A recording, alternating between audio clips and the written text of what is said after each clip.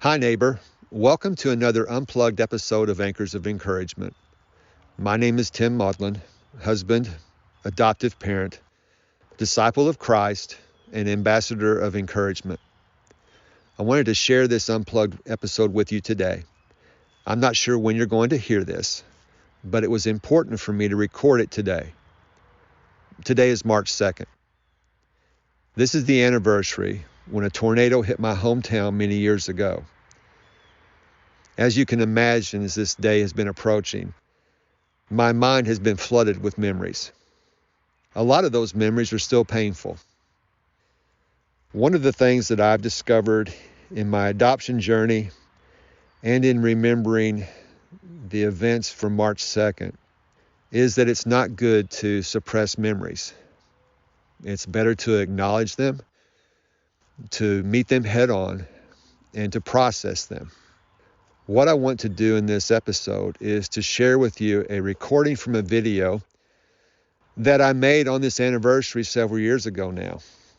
In that video, I was standing on the spot where I saw the tornado. It's the same spot that I had taken my boys for safety, and I realized that I had put them in harm's way. I had made a list of the things that I remembered and shared that in the video. After I play that audio for you, I'll come back and share with you a daily doable. For those of you old enough, all I have to do is say 9/11, and I'm sure you remember exactly where you were that tragic day in our nation's history. My name is Tim Maudlin, and for myself and those in my community, all I have to say is March 2nd, 2012. Because on that day, we remember when a tornado hit our hometown. On this anniversary of that day, I've been remembering a lot. I remember taking the day off so my wife could go to a women's retreat. I remember being excited because I was going to spend the day with my boys. I remember waking up and turning the TV on, only to see the Weather Channel anchors in our area because they fully anticipated a tornado outbreak. It wasn't if, it was when. I remember thinking back to my childhood in 1974, because on that day, that was the first time I'd ever experienced tornadoes. I remember taking my boys to lunch and then coming home, and when we got out of the car, I remember the chill in the air and thinking it wasn't going to be long. I remember telling the boys when the sirens go off, we're going to have to leave.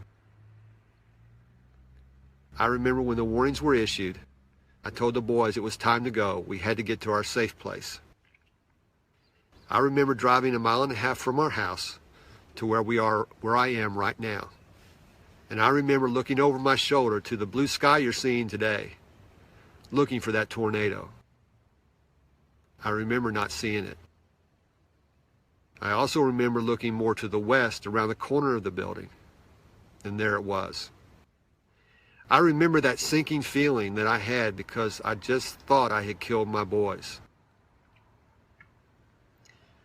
I remember taking a quick picture of the tornado before we ran downstairs. I remember waiting and waiting and waiting for the building to be hit. After several minutes, I remember going outside and hearing sirens everywhere. I remember going home so I didn't get in the way. The first responders were doing amazing work, coming on the scene and helping those who had been impacted. I remember trying to get information, but it was hard to at that time. I remember going to bed that night feeling helpless because I hadn't done anything. I hadn't helped anyone. I remember right before I went to sleep of an idea. And I remember getting up the next day and calling my dad and telling him what that idea was. An idea that maybe we could help those who had been affected by the tornado. Over the next days, I would like to share that idea with you and the lessons I learned from it. But on this day, on this anniversary, March 2nd, it's important to remember those who were impacted, those who had property damage, those who were injured, and sadly, those who were killed. March 2nd is an important day in our community, a day we'll never forget. Here's your daily doable. As I mentioned in the introduction, It's not good to suppress memories. It's better to acknowledge them, to meet them head on, and to process them. One of the ways you can process your memories is to do what I did for that video. I had written down the things that I had remembered. And by writing those things down, I had touched those feelings. Remember, you can think a feeling, you can speak a feeling, but if you want to touch a feeling, you need to write. I'm several years removed from that tragedy, but the memories are still there. They have lessened over the years, but they're still there. I want to encourage you, whenever you're facing something difficult, when you've gone through something that's painful, don't try to suppress it. Instead, with pen to paper, write those things down you are remembering. I know it's helped me.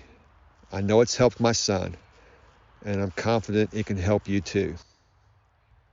If you would like to hear the positive memories from that tragedy, I would encourage you to listen to episode 16.